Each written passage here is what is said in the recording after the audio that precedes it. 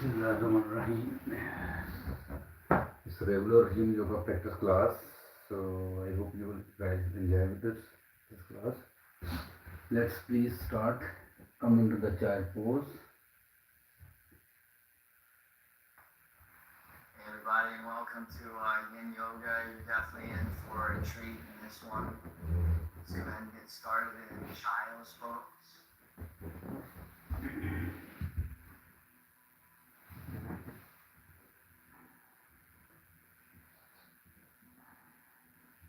We'll just take just a minute or two in this opening child's pose before we slip into our first official Yin Yoga posture, holding these poses for about 3 to 5 minutes.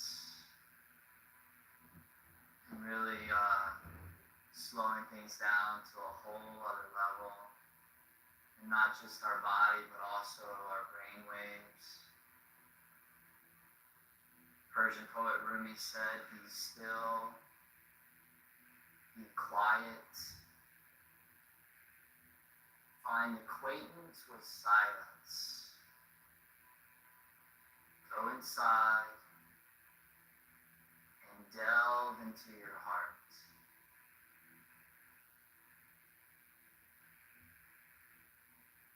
That's really what this practice is all about. It's about going deep, deep, deep within.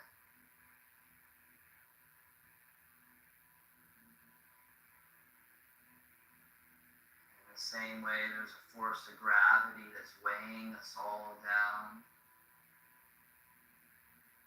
The yogis also believe that there's a force that when we close the eyes, when we turn inward, and when we let go and we surrender, that pulls us deep in with ourselves into our center, what T.S. Eliot described as our inner still point.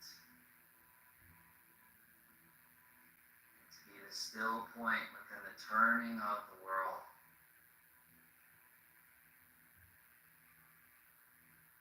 So in a very, very slow, yin-like way, the poses will be turning again about every 3 to 5 minutes.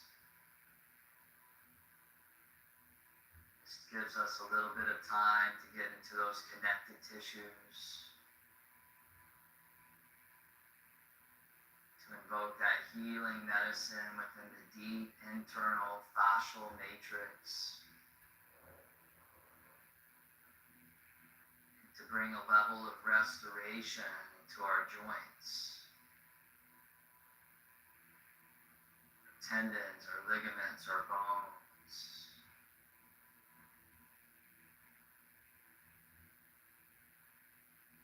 And it all starts right here, right now, just by giving yourself permission to indulge within a practice. It's not about burning calories or increasing muscle tone. It's so much deeper than all of that. And if you're newer to Yin, it might not be that easy. As Blaise Pascal said, all of humanity's problems stem from their inability to sit quietly in a room alone. Your Yin Yoga practice is a little bit like a mirror, and it's going to reflect whatever's going on inside of you. Sometimes what's going on inside of us isn't the easiest thing to face. But when we realize the wisdom that all things are impermanent, then we begin to have the capacity to move through whatever comes up for ourselves, to no longer run away from it, but to be with it, to witness it, to watch it, to observe it.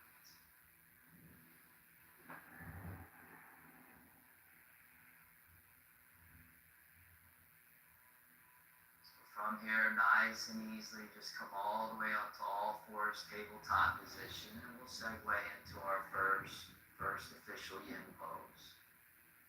Just as a way to transition into it, tuck the toes, lift the hips, downward facing dog. And lift your right leg up off the ground.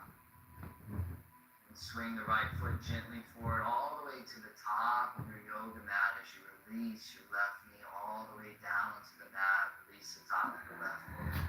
And bring both hands to the inside of your right foot, maybe even sliding the right foot over towards the right. And as you're ready, start to bend the elbows. And maybe you grab a block or a bolster or some props to go underneath the forearms to help raise the floor to meet you. Because although you are looking for some sensation of stretch, you definitely don't want to overdo it. So you go about 40 to 50% of your capacity. And that way it's not too much. It's something that you can sustain.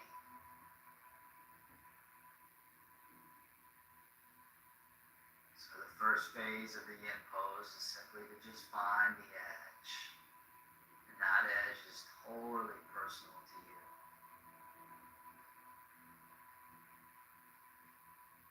And the second phase of the yin pose is to become as still as possible. It's okay to move and to make adjustments. Just make sure that the movements are done in a conscious, mindful way. They're not unconscious, fidgety movements. And the third phase is to just yield. Yield to time. 3 to 5 minutes. Hanging out in the pose. Letting the breath pass easily in and out through the nose.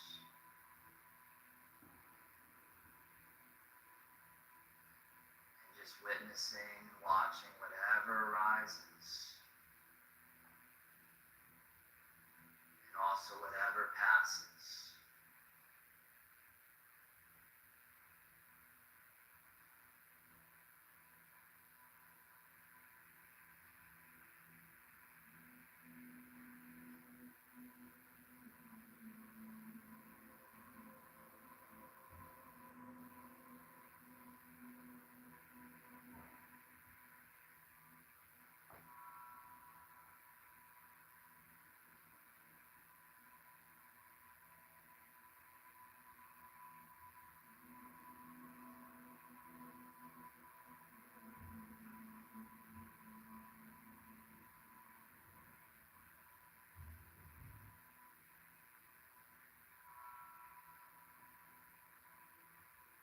At this point in the yin pose, about halfway through it, there's the phase change where you begin to move from the superficial muscles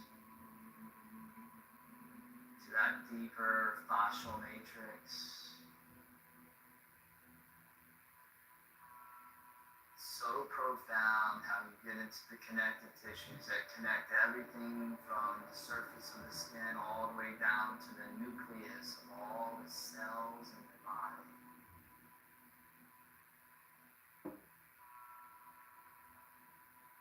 Those connective tissues are what holds the whole entire body together like an intricate web of crystallized tissue. And when you apply that slow, sustained pressure into that web of tissue, it not only benefits that area, but it also benefits all the other areas through those connected channels. The yogis call nadis, the Taoists call meridians.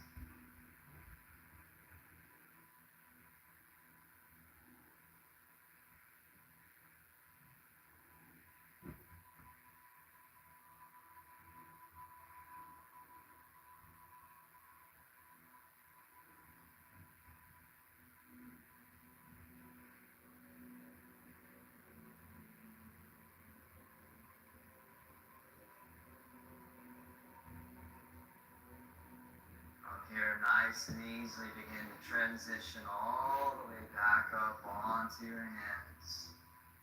Bring the right hand to the outside of your right foot. And then go ahead and heel toe your right foot all the way over towards the left side of your yoga mat. Allow the right knee to flare open towards the right side, setting up for sleeping swan. And if you want, you can always take a prop. You can slide that underneath the right hip for support. If you have a bolster, you can even set that underneath your chest. So feel free to use those props in a way that sets you up for comfort, for ease.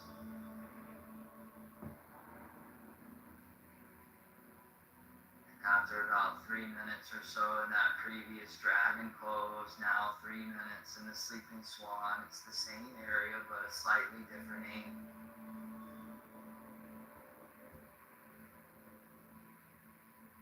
There's a Zen proverb that says, only when you can be soft and pliable can you also be hard and strong. So one thing that people don't realize that struggle with yin is how much it benefits what usually they so love to do, whether that's a power yoga flow, or maybe running, or something more strenuous and invigorating, something yang-like in nature. The Taoists figured out a long time ago that the yin feeds the yang, and the yang feeds the yin. We need both in a balanced way.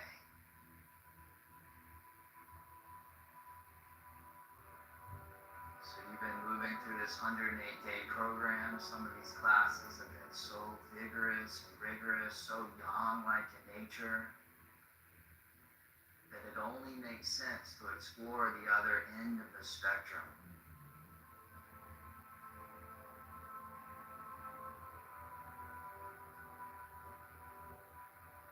So let's complement those power yoga practices with this deep, slow, still, quiet, sensuous yin practice.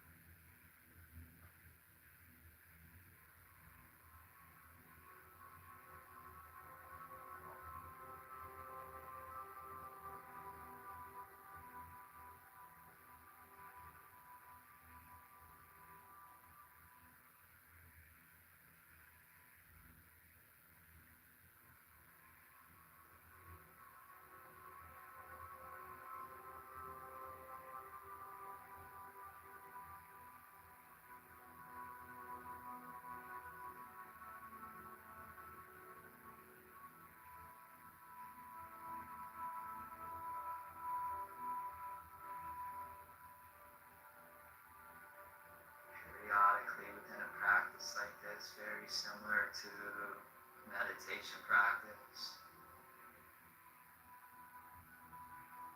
it might be that experience where you notice the mind slipping into virtual reality mode of thinking, thoughts, fantasies, tangents of thinking. Like the mind somehow just slipped into a whole other dimension, whole other world.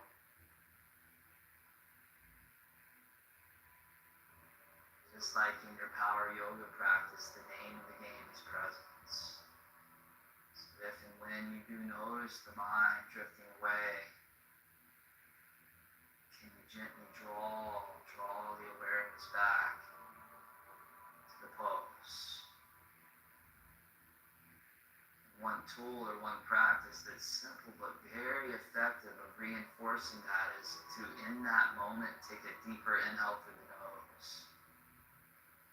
It's almost like you're reining your attention back in.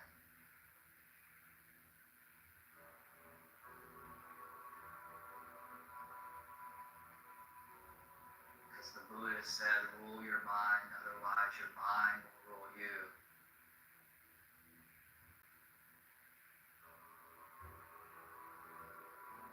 So at the same time, you're giving yourself the gift of yin on the physical level.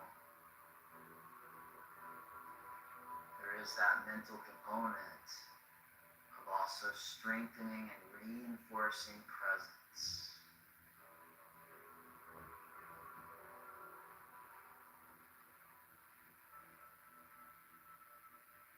In fact, in many ways, again, yoga practice is a great way to prepare for longer meditation practice. A lot of similarities there.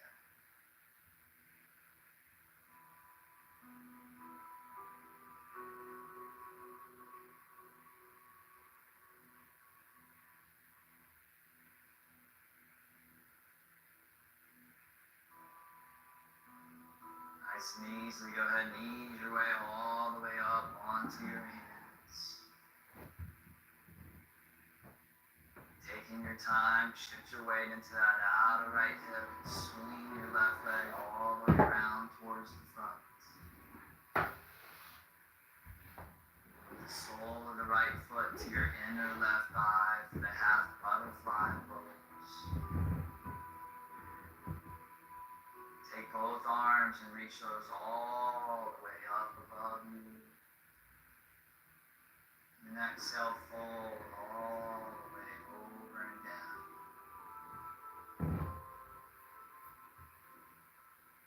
Stretching some of the tissue across the back of your left leg. Some of the tissue with the muscles that run along the spine.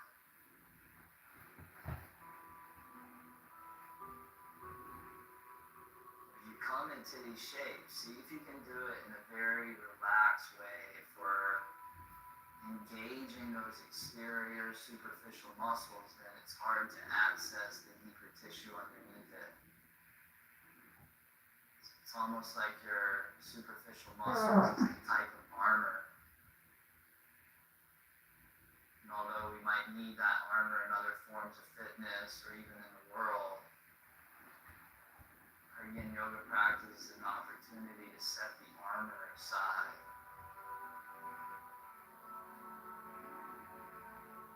Which means to maybe be a little bit more vulnerable than normal.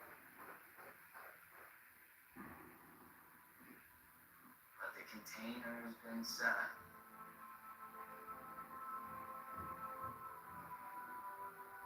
In the safety of this bubble of your yoga practice.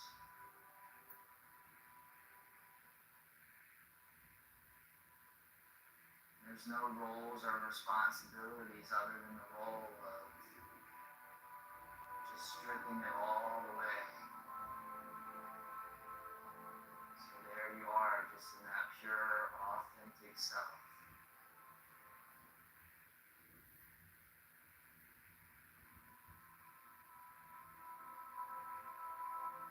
Sometimes when the armor gets set aside, emotions can begin to arise, emotions that have been stuck inside of you. You know that the body keeps the score, and everything that you move through and experienced in your life gets lodged and stored up within the tissues of your body. It's almost like your body is a blueprint of every single thing you've ever moved through and experienced.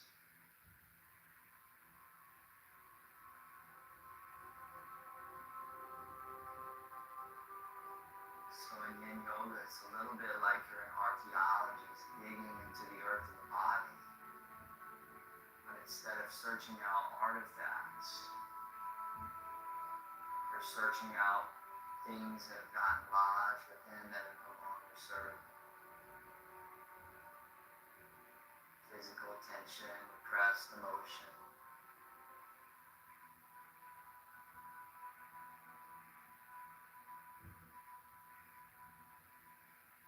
And it doesn't have to happen, but if you do start to get a little teary-eyed at any point, whether it's this Yin Yoga practice or a future one, just know that that's actually a beautiful thing.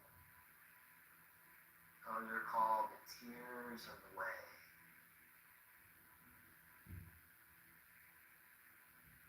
The way to transformation. Way to awaken.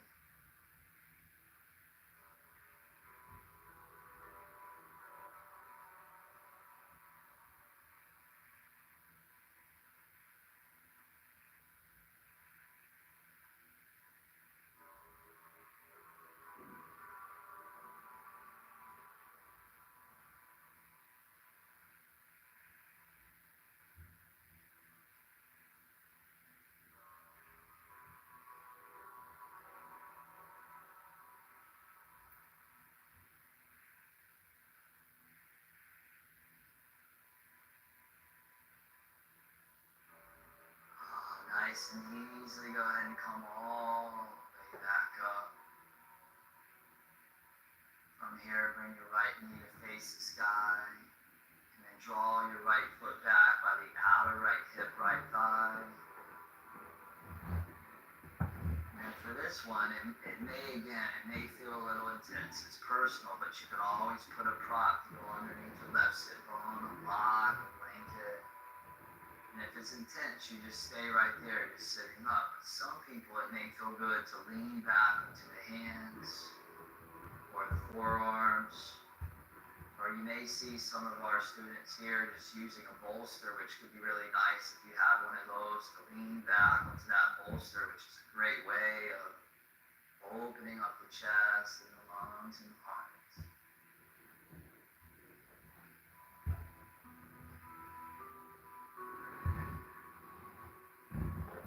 In yoga, we have pain and we have discomfort. Pain is when we lose integrity in a joint, or we're pinching a nerve.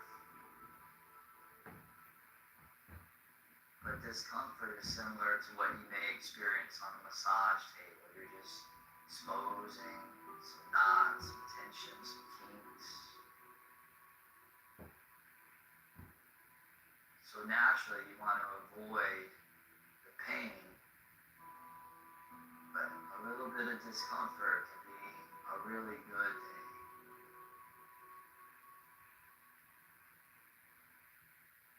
Because the body has an intelligence.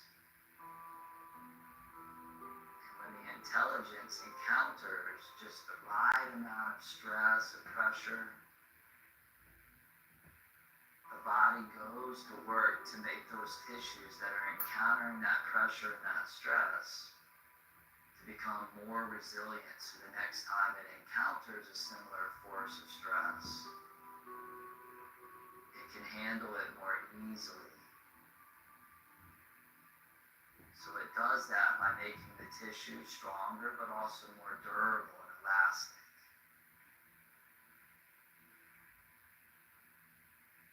This is why Yin Yoga is often described to be the fountain of youth. Keeping that body just strong, supple, and youthful.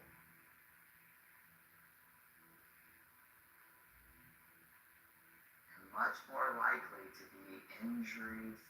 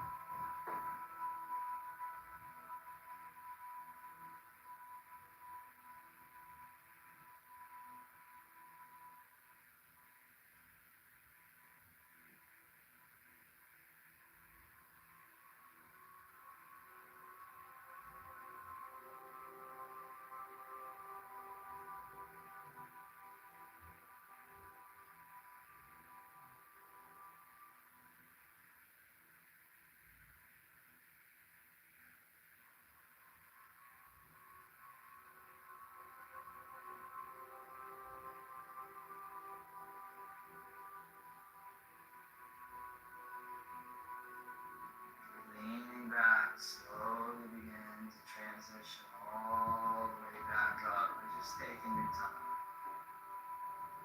As if you're just moving slow like molasses.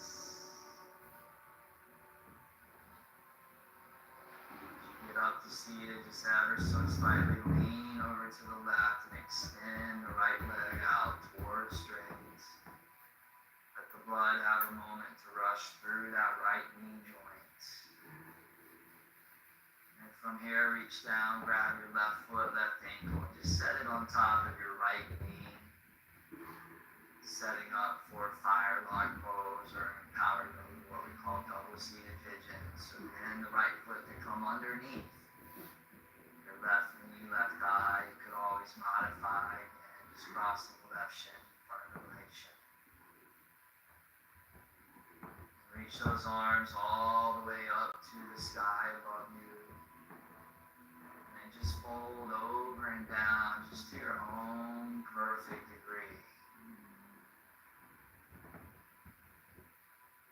And it's totally fine if some of these poses don't feel perfect for you.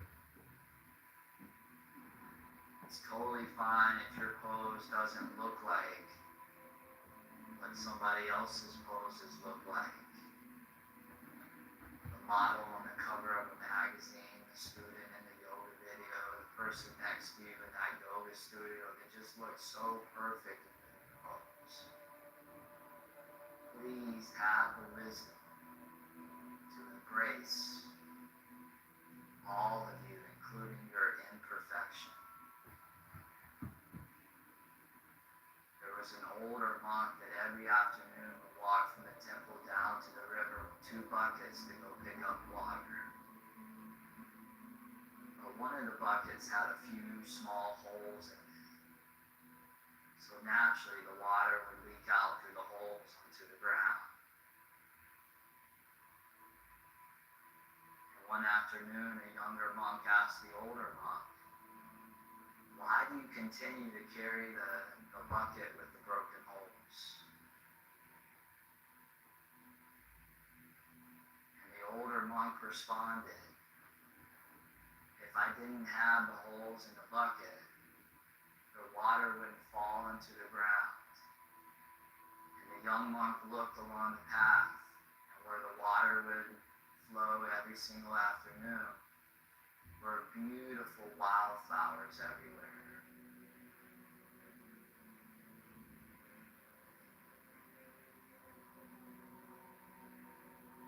So yoga teaches us to embrace our imperfections as part of the human experience. And at some point, we definitely encounter that within our poses, within our practice.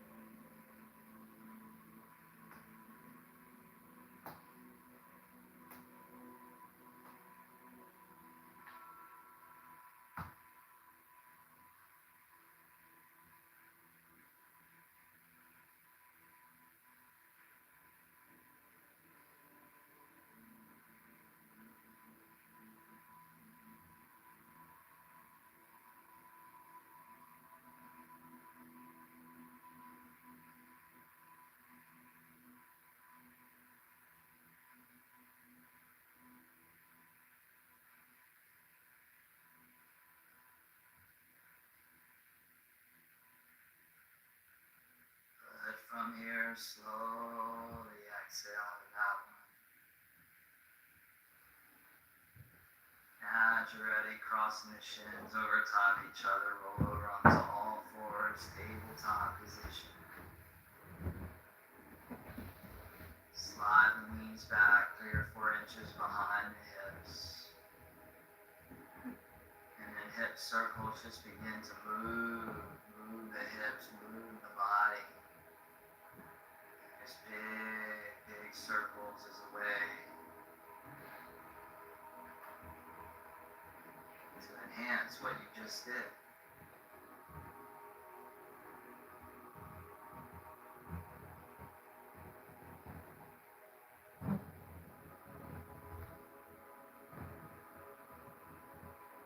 As you're ready, reverse it the other way if you haven't already.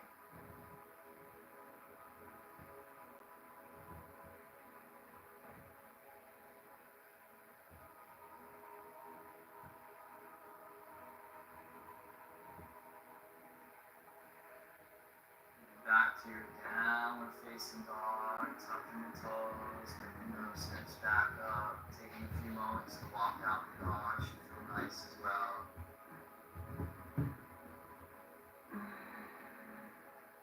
And then left leg up on the inhale, left foot top of the mat on the exhale, release the right knee down to the floor. Both hands to the inside of the left foot as you scoot the left foot over to the left. Grabbing your props here if you like. Starting to bend the elbows, starting to climb deep into that left hip. For your dragon pose on the other side. Just taking it one moment at a time. In fact, Zen has been described as just doing simply one thing at a time. Which of course is the opposite of multitasking. Which neuroscience is now affirming is an incredibly unproductive way of doing anything. So we do one thing at a time. It's called single tasking. And in yoga, that's called ekagrata. It's the one pointed mind.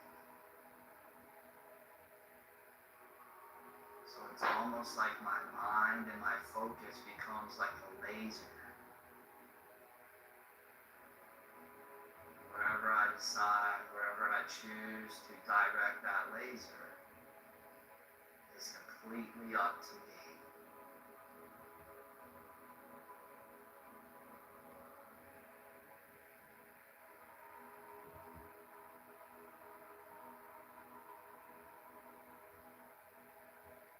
Shine that laser deeper and deeper within you, deeper within the mind, deeper within the body, deeper within the heart.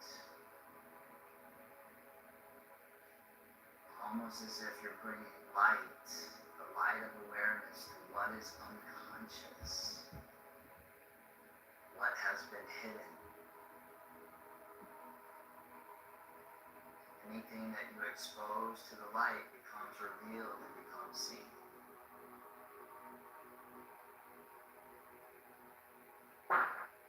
Shamanism, they call it seeing the dragon. You can't fight something that you can't see. You can't address something that you don't even know is there. It's unconscious.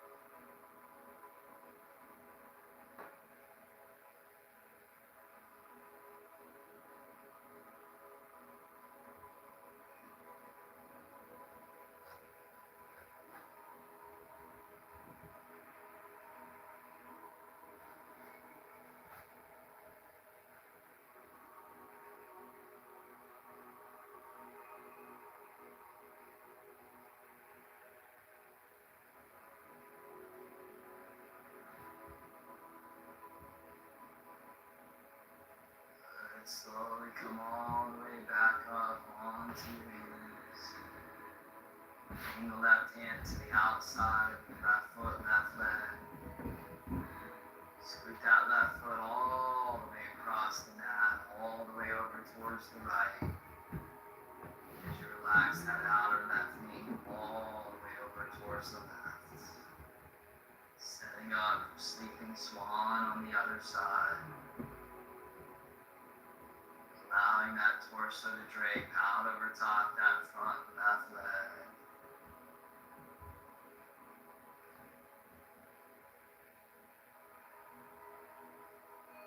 Usually at this point I'm in a whole other zone than when I began my practice.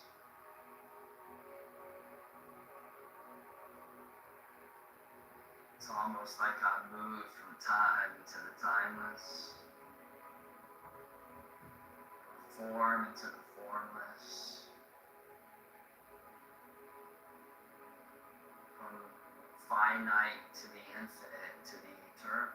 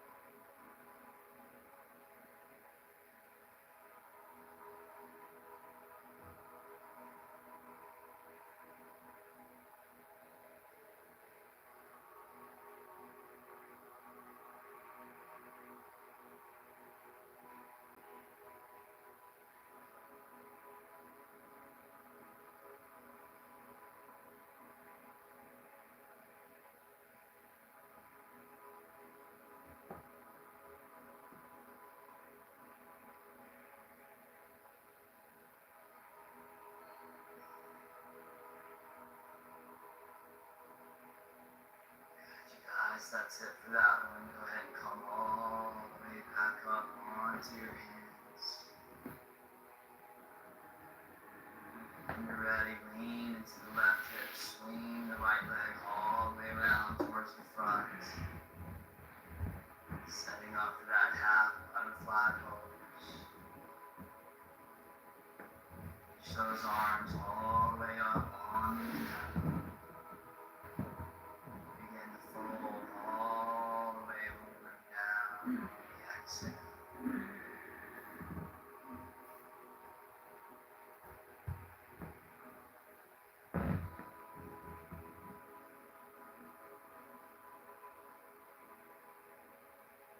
Nowhere to get to, nowhere to go, nothing to do. Also nothing to achieve. All I gotta do is just be. Be with the breath. Be with that constellation of sensation.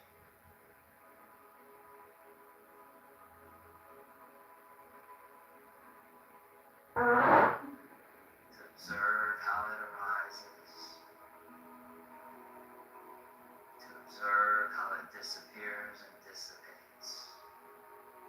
so ephemeral, so fleeting.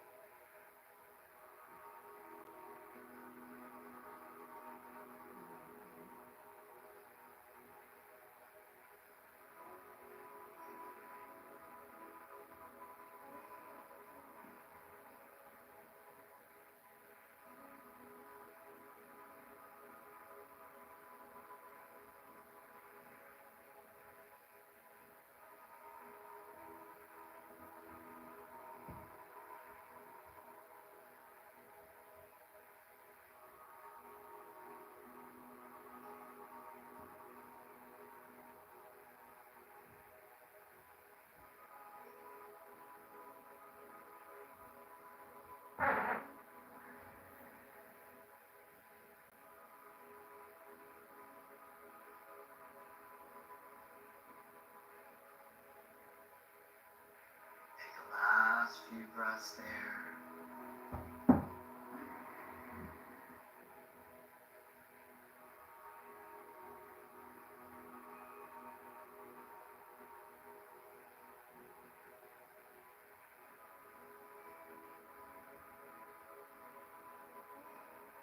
Good. Slowly come all the way back up. Bring the left knee back up towards the sky. Bring the left foot back by that outer left hip.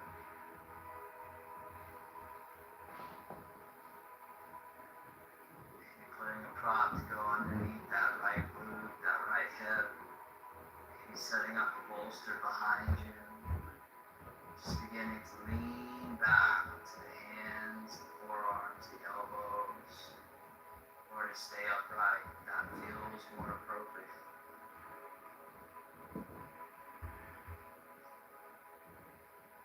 There was a Zen master that loved to take his students through walks in nature because he knew that within nature were so many of the most profound lessons. So one evening they were on a walk when they encountered a poisonous tree that bore poisonous fruits. So the Zen master looked at his students and he said, you know, there's really three types of people in this world depending on how far they are along their spiritual path. The first person looks at that poisonous tree there and the first thing that they want to do is to cut it down, to get rid of it. Because they function out of a place of ignorance. They just don't know better. But then you have people that have traveled a little bit further down the path. And what they want to do is they want to keep the tree alive, they want to protect it, but they want to put a fence around it so that people don't eat the poisonous fruits. So for them, their fear is transformed from ignorance and fear into compassion. But then you have somebody that's moved even further down the path. And when they see that poisonous tree, what they want to do is they want to study it, they want to get to know it, and then they use the fruit and they mix it with ingredients that neutralize its harmful effects. And they use it as a form of medicine to heal others.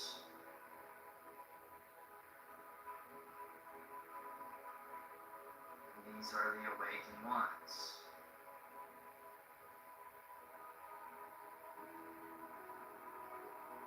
So much of this program is about making it to that third stage.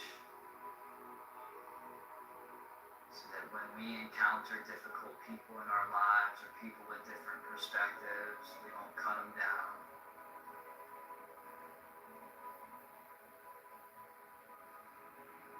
listen, we give them the gift of attention. We provide an environment of benevolence.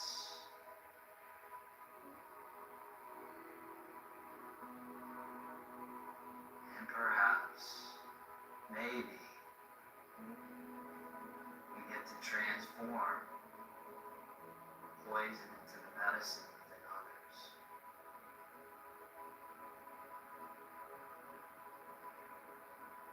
Very often we can do this just by embodying it ourselves, which is why Gandhi said, be the change that you want to see in the world.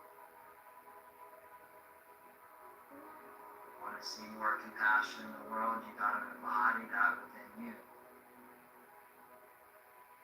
You want to see more tranquility in the world, you got to embody that, feed that within you. You want to see more unconditional love in the world, you got to strengthen that within you. As the famous Indian sage Neem Karoli Baba says, love is the strongest medicine.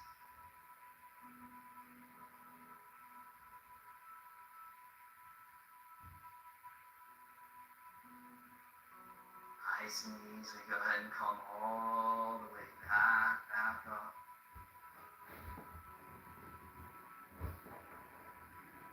Lean over to the right, extend that left leg straight out in front of you. You might feel a little discomfort as you come out of that one. Reach down, grab your right foot, lift it up, place the right ankle on top of that left knee. And as you're ready, fire log pose, bend the left foot to come underneath the right knee, right thigh. As we continue to go bone deep. Once you get set up, inhale, reach the arms up. And fold over and down.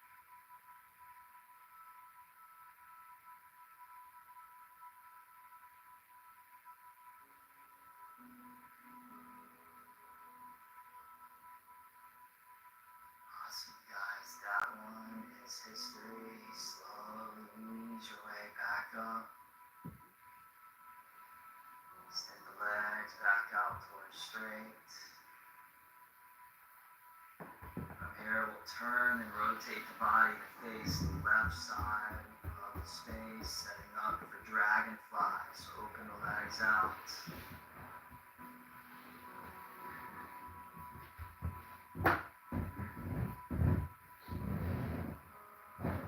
When you're ready, just begin to hinge over and down. Feel free to use any props here if you like. Sometimes you can create a little ramp, a block, a bolster. Hands can be out in front of you, or you can reach the hands out and grab your legs, your feet as leverage. And how about we give those inner legs and those inner thighs that deep yin touch. Dragonfly pose.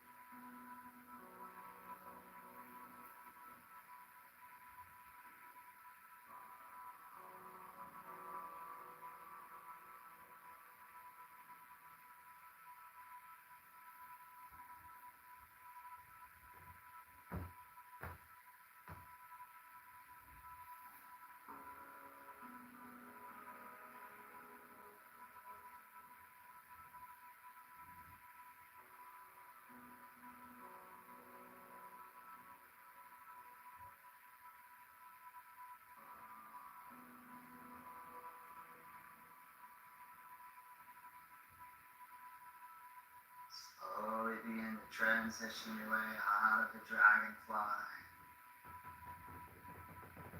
Bring both legs all the way forward towards the front of your yoga mat.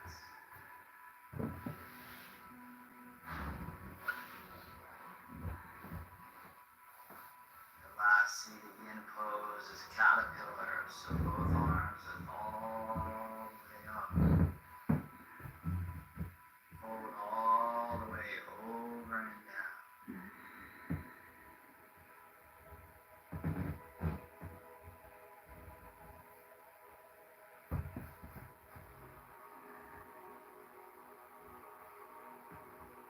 So sweet to end a long, busy day with the Yin Yoga practice.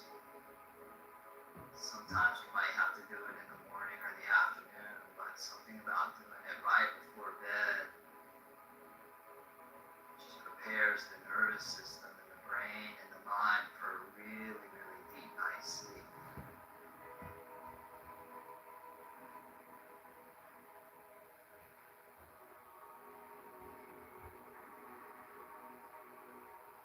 After that good night's sleep, waking up feeling so refreshed and ready for whatever's coming our way that next day.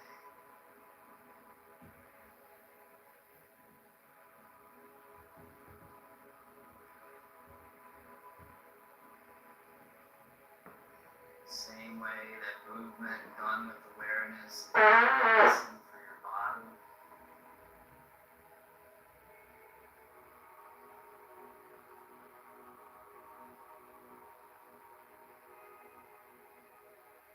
stillness is medicine for the mind.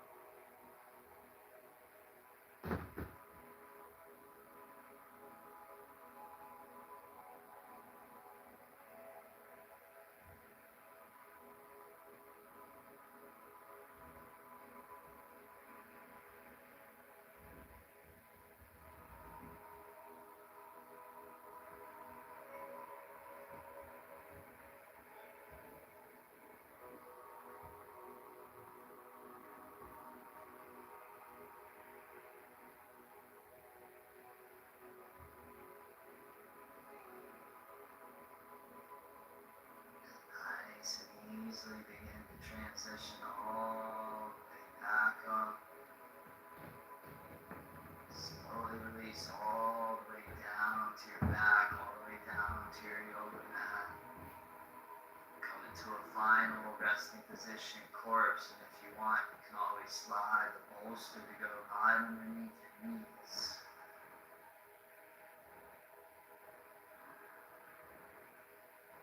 Take your time to find that final resting position so you feel perfectly situated in place. Here you want to add happy baby pose. Eleanor says within each of us there is a silence as vast as the universe. When we experience that silence, we remember who we are.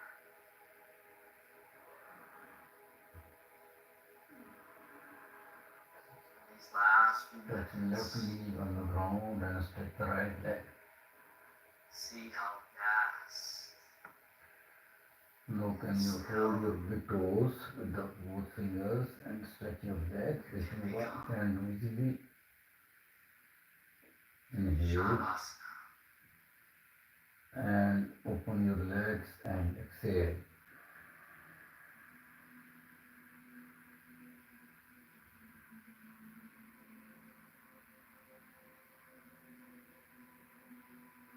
Inhale, come back. Then Hellasana, if you can do it.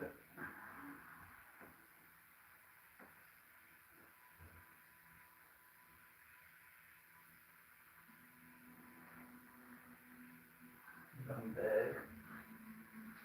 Squeeze your knees with your chest, inhale.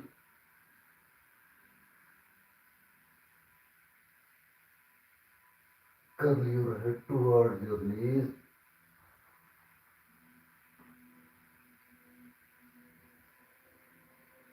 And exhale, Shavasana.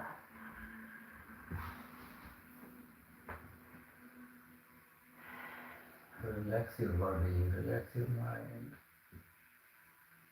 Just surrender your body against the force of gravity. Relax your nose. This is the time you can scan your body starting from right toes up to the right thigh.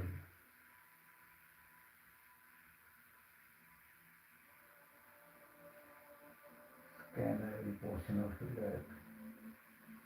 Similarly, scan your left leg starting from left toe to left thigh.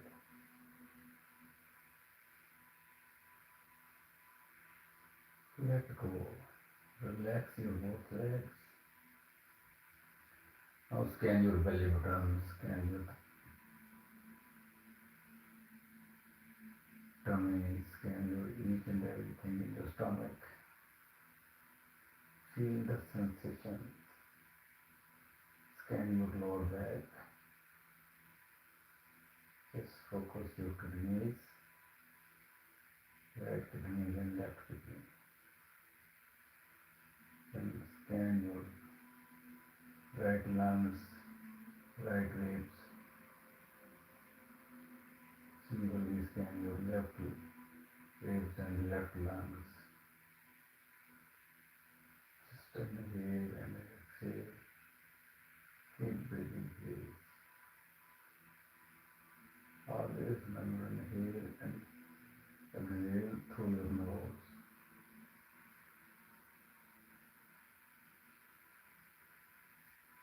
Let go. Now scan your heart.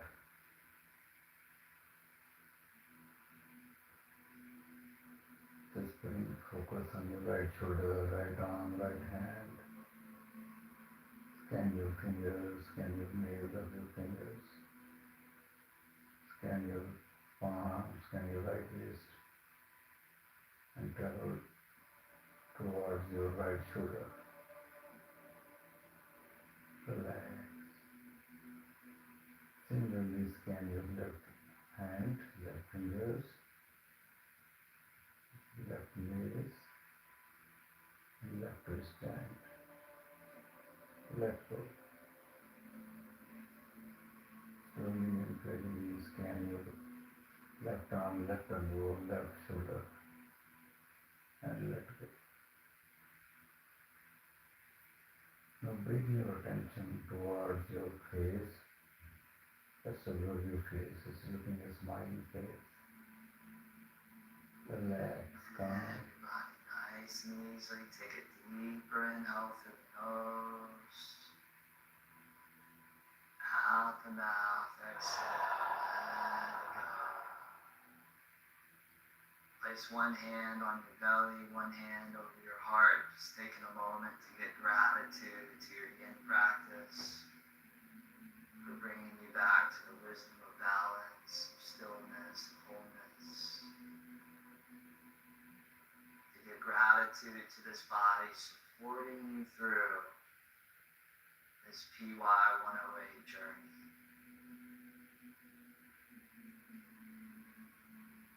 Alright, that's it for this one. Keep showing up. Stay strong, stay empowered. Bring your both hands behind your head and stretch them. Complete. Stretch. Bend your right knee and stretch. Slowly bend your left knee and make a stretch. Turn your face on the right side. Touch your left hand with the mat and push. You come into the sitting pose. Sukhasana. Rub your palms. Create a heat.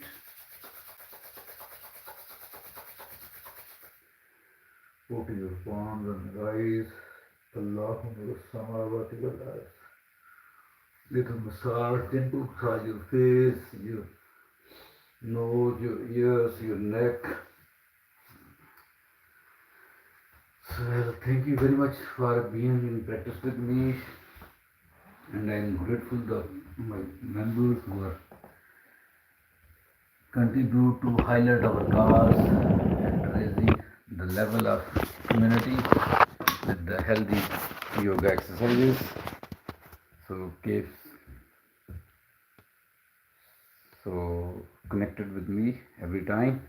See you in the next video for the power yoga session in the evening time. Take care. Bye.